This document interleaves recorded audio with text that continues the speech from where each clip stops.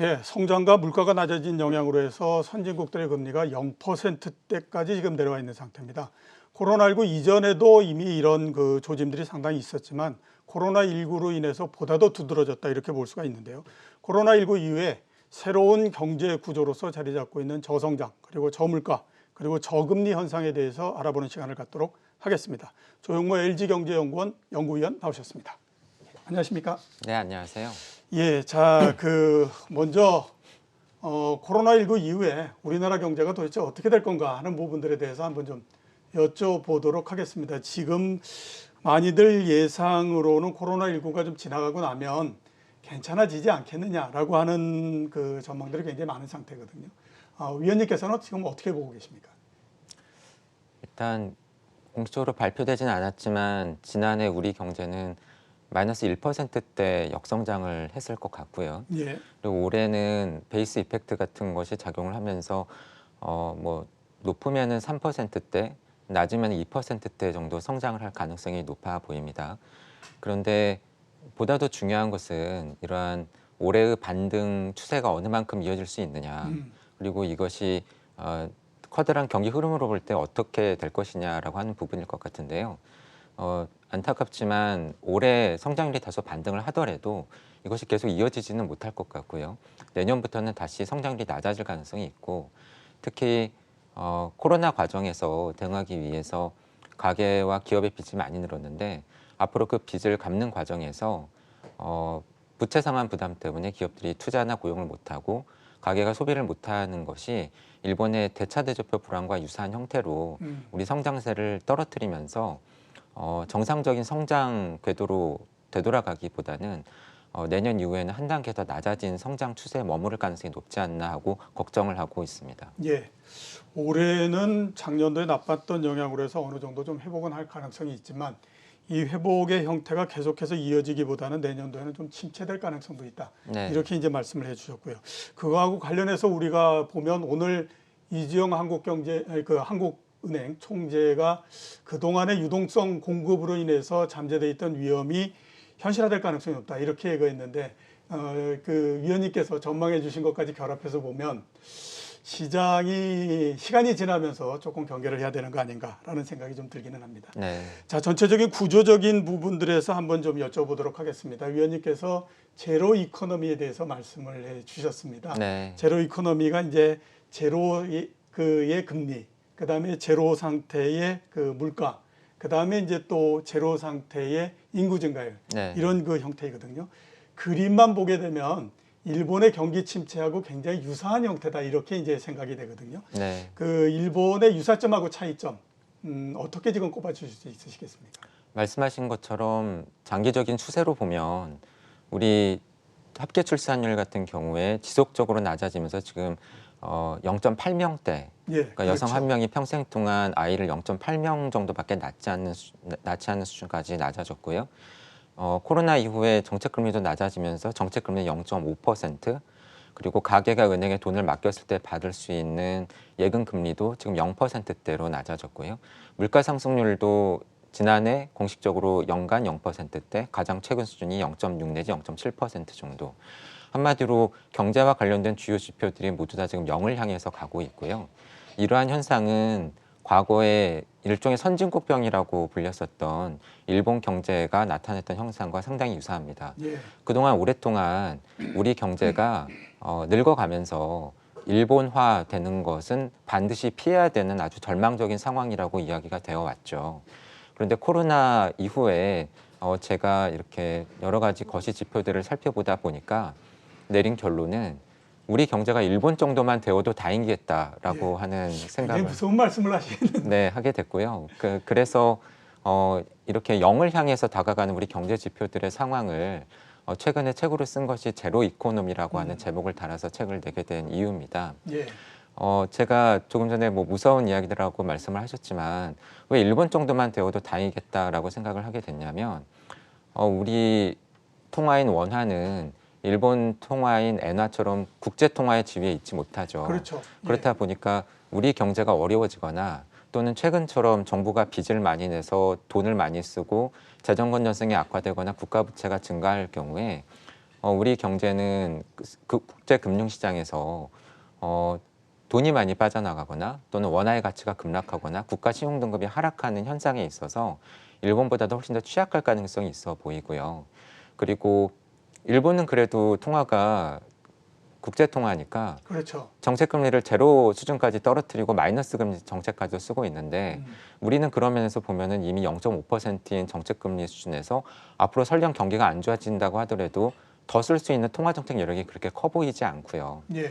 그리고 일본은 과거 오랫동안 벌어들인 부를 해외 신흥국이라던가 또는 많은 금융자산에 투자를 해놓아서 거기에서 이자나 배당 소득 같은 것들을 많이 벌고 있는데 우리는 그렇지 못하기 때문에 만약에 무역 수지가 적자로 간다라고 한다면 해외에서 벌어들이는 소득 때문에 경상수지 흑자를 계속 유지하고 있는 일본과 달리 상당히 취약할 수 있고 그리고 인구가 감소하는 속도라든가 고령화 속도가 일본보다도 훨씬 더 빠르기 때문에 앞서 말씀드린 것처럼 더 걱정을 하고 있습니다. 예, 그 여러 말씀을 해주셨는데 제가 이제 그래도 우리가 좀 더 긍정적이다라고 볼 수 있는 부분 한 가지를 좀 여쭤보도록 하겠습니다. 네. 그 일본에서 물론 이제 뭐 그 모두 다가 그런 현상에 대해서 찬동하는 건 아니지만 많은 일본의 경제학자들이 일본의 경제가 상당히 안 좋았던 큰 이유 중에 하나를 대차대조표 불황 이 얘기를 네. 하지 않습니까? 그러니까 빚을 내서 뭔가 자산에 투자했는데 자산 가격이 굉장히 많이 떨어지다 보니까 네. 결국 남은 것은 빚뿐이 없었고 그 빚을 갚는 과정 속에서 경기가 굉장히 오랜 시간 동안 안 좋았다. 이 얘기를 굉장히 이제 많이 하는 것이 이제 대차대조표 불황을 그냥 이제 손쉽게 우리가 얘기하면 이제 그런 부분인데 우리나라 같은 경우에는 아직까지 보게 되면 일본보다도 굉장히 많은 뭐 부채가 일어났다던가 또 현재까지 봤을 때의 자산 가격이 떨어져서 대차대조표 불황이 나올 가능성이 있다던가 이런 부분들은 없기 때문에 그 부분들이 조금 더 긍정적인 거 아닌가라고 하는 그 전망들도 있는데요. 거기에 대해서는 지금 어떻게 보십니까? 좋은 질문이신데요. 결론부터 말씀을 드리면 저는 원인은 다르지만 결과는 유사한 결과는 대차대조표 유사해진다. 불황처럼 나타날 가능성이 있다고 봅니다. 왜 그렇다라고 보냐면 일본 같은 경우에는 가게나 기업이 은행에서 돈을 많이 빌려서 부채가 늘어난 상태에서 부동산에 투자를 많이 했다가 예. 부동산 가격 버블이 붕괴하면서 대차대조표 중에서 자산 쪽에 해당하는 차변이 급격하게 쪼그라들었고 그렇죠. 그렇다 보니까는 빚만 남은 상황이 되었죠. 그렇다 보니까는 그 빚을 담보 가치는 줄어든 상황에서 오랫동안 갚다 보니까 앞서 말씀드린 것처럼 기업은 투자와 고용을 못하고 가게는 소비를 못하면서 장기 불황에 빠진 거였죠. 그러면서 보면은 사실은 지금은 부동산 가격의 급락은 발생하지 않았지만 코로나에 대응하는 과정에서 살아남기 위해서 생존하기 위한 과정에서 기업과 가계의 부채가 관련 통계가 작성된 이후로 가장 빠른 속도로 늘었고 예, 예년에 그렇죠. 비해서 지난해 기업 부채와 가계 부채가 늘어난 속도는 거의 2~3배에 달합니다. 아마도 올해 우리나라 기업 부채와 가계 부채를 각각 아마 집계를 해보면 아마도 1,000조 원을 넘어갈 겁니다. 기업 부채도 1,000조 원, 가계 부채도 1,000조 원. 한마디로 이번에는 대차대조표 불황 중에서 대변에 해당되는 부채 쪽이 코로나라고 하는 이유 때문에 단기간에 폭증을 하면서 향후에 그 빚을 갚는 과정에서 유사한 대차대조표 불황이 발생할 가능성이 있는 거죠. 네. 예, 알겠습니다. 그러니까 부채가 굉장히 많이 늘어나서 그 부채를 갚는 과정에서 상당히 어려움이 있을 거다. 이렇게 말씀을 해주셨고요. 작년도 9월 달까지인가 전 세계적으로 GDP의 40% 정도의 빚이 네. 9개월 사이에 늘어났다고 하더라고요. 굉장히 크게 늘어났기 때문에 아마 그 부분들이 우리나라뿐만 아니라 전체적으로 상당히 좀 문제가 되지 않을까라는 생각이 들고요. 국가 건전성, 그 재정 건전성에 대해서도 한번 좀 여쭤보도록 하겠습니다. 네. 우리나라가 지금 가장 내세우는 것이 역시 이제 재정에 대한 건전성, 이 부분들을 가장 이제 우리의 그 두드러진 장점으로서 얘기를 하고 하는 상태거든요. 그런데 이 부분들이 좀 더 지속적으로 나빠져서 결국에 보게 되면 국가 신용 등급의 강등도 있을 수 있다라고 위원님께서 전망을 해주셨는데요. 한번 좀 설명을 해주시겠습니까? 저의 주장이 아니고요. 이미 정부에서 지난해 100조 원 넘게 늘어난 국가 부채 규모라던가 예. 또는 앞으로 예상되는 재정 지출을 고려를 할 경우에 정부의 공식적인 전망으로 향후 수년 내에 우리나라의 GDP 대비 국가 부채 비율이 50%대에 진입할 거로 이미 발표가 되었습니다. 예. 그럼 저희가 생각해 봐야 되는 것은 말씀하신 것처럼 다른 나라와 비교할 때 어느 정도인가? 물론 우리나라보다 이 비율이 높은 국가들이 있는데 잘 살펴보시면 그런 나라들은 대부분 미국, 일본, 유럽의 국가들과 같이 그 나라 통화가 기축 통화이거나 국제 통화인 나라들이고요. 그렇다 보니까는 설령 그 나라의 재정 건전성이 악화되더라도 외국인 투자자들이 그러한 이유 때문에 돈을 쉽사리 빼지는 않는 국가죠.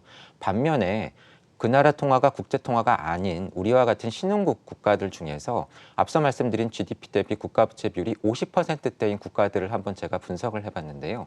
이 그룹에 있는 국가들의 평균적인 국가 신용 등급은 트리플 B 플러스입니다. 우리나라의 현재 국가 신용 등급은 AA 제로죠. 그 국가 그룹 중에서 우리나라를 제외하고 가장 신용등급이 높은 나라가 이스라엘 정도인데도 우리나라보다도 몇 단계가 낮습니다. 그러한 것을 고려를 하면 향후 몇 년 안에 재정 건전성 악화를 이유로 들어서 물론 국제 신용평가사들이 그것만 보는 것은 아니지만 그 이유를 들면서 우리나라의 국가 신용등급을 떨어뜨리더라도 전혀 이상하지 않은 상황이 몇 년 내에 올 수가 있는 거죠. 예, 알겠습니다. 그 부분을 조금 좀 우리가 유의를 해야 되지 않을까라는 생각이 들고요. 이렇게 한번 좀 여쭤보고 싶습니다. 그 앞에서 말씀하셨던 것처럼 제로 이코노미, 특히 이제 네. 제로 금리가 되고 이런 부분들이 그 우리 투자자들에게 어떤 영향을 미치느냐 하는 네. 부분들인데요. 현재까지 보게 되면 상당히 기회가 아니었나라는 생각이 들어요. 왜냐하면 금리가 굉장히 낮았기 때문에 부동산 가격도 굉장히 많이 올라갔고 작년도 같은 경우에 보면 주식도 굉장히 많이 올라갔고 뭐 이런 형태이거든요. 앞으로 이 부분들과 관련해서 투자 전략을 어떻게 우리가 생각을 해야만 될까요? 돈이 많은 상황이 앞으로도 계속 이어질 것 같습니다. 경기가 그나마 빠르게 회복할 가능성이 있는 미국조차도 예. 제 생각에는 향후 수년 내에 금리를 올려서 돈을 흡수하기 어려울 것 같고요. 우리나라는 더더욱 늦어질 가능성이 있습니다. 특히나 물가 상승률이 계속 낮을 가능성이 있기 때문에 인플레 부담이 낮은 중앙은행이 돈을 빨아들여야 되는 부담감도 현재 적은 상황입니다. 돈이 많은 상황이 지속되겠지만 앞서 말씀드린 것처럼 실물 경제 부진이 이어진다라고 한다면 실물 경제 활성화에 기여하기보다는 금융시장 안에서 자산시장 안에서 계속 떠돌아다닐 가능성이 높습니다. 기대가 모아지는 특정한 자산 또는 섹터, 기업의 주식 또는 특정한 지역의 주택 가격 또는 가상화폐 이러한 쪽으로 돈이 급격하게 몰렸다가 급격하게 빠지면서 변동성이 커지는 상황이 아마 예전에 저희가 경험해보지 못한 빈도와 강도로 나타날 가능성이 높습니다. 그러한 상황에서 앞서 말씀드린 것처럼 예금금리가 제로에 수렴하고 있기 때문에 은행에만 돈을 맡겨두어서는 원금을 유지하는 것도 안 되고 돈이 쪼그라들 가능성이 있습니다. 예. 그래서 마치 등 떠밀리듯이 어쩔 수 없이 고위험 고수익 투자에 뛰어드는 투자자들이 지난해에도 많았지만 앞으로도 더더욱 늘어날 가능성이 있고요. 그러한 상황에서 이렇게 경제방송을 보시면서 공부하시지 않고 투자를 하는 것은 상당히 커다란 리스크를 낳을 수 있고요. 특히나 앞으로는 저금리 때문에 젊어서 돈을 많이 모아서 은퇴한 다음에 그 돈으로 예금이나 배당을 받으면서 사는 것은 상당히 어려워질 가능성이 있습니다. 예. 그런 면에서 노동소득의 상대적인 가치가 높아질 가능성이 있고요. 건강하게 오랫동안 내 능력에 기반해서 돈을 받으면서 사는 것이 10억 원을 은행에 넣어두고 사시는 부자보다도 매달 100만 원의 근로소득을 받으시는 분들이 앞으로 더 좋아질 세상이 올 거라고 생각을 합니다. 예. 본인의 근로소득이 어떻게 되느냐 이 부분들이 굉장히 중요하다라고 네. 말씀을 해주셨고요. 자, 짧게 한번 대답을 좀 해주셨으면 싶은데 말씀하신 것처럼 저금리로 해서 계속해서 이제 주가가 올라가고 이런 형태가 되면 실물 경제하고 상당히 괴리가 생길 수밖에 없지 않습니까? 네. 지금도 그 부분에 대해서 계속 얘기가 나오고 있는데 이 부분들은 어떻게 해소가 될 수 있을까요? 상당 기간 해소되기 어려울 가능성이 있습니다. 그러한 면에서 금융감독 당국이 이렇게 커지는 변동성 또는 자산 가격의 급락에 어떻게 대응하는가가 아주 중요해질 가능성이 있고요. 그러한 가운데서도 정부는 재정 지출을 계속해서 늘려야 될 필요성이 있는데 경기 부진 때문에 세금이 제대로 거치지 않을 가능성이 높습니다. 세원을 어떻게 확보하고 발굴함으로써 재정 지출 여력을 늘려나갈 것인가도 중요하지만 이러한 상황에서는 한정된 재정 지출 역량을 반드시 필요한 곳에 집중하면서 재정 지출의 효율성을 끌어올리기 위해서 고민할 필요가 있다고 봅니다. 예, 알겠습니다. 자, 오늘 나와주셔서 대단히 감사합니다. 네, 감사합니다. 예, 지금까지 조영모 LG경제연구원 연구위원이었습니다.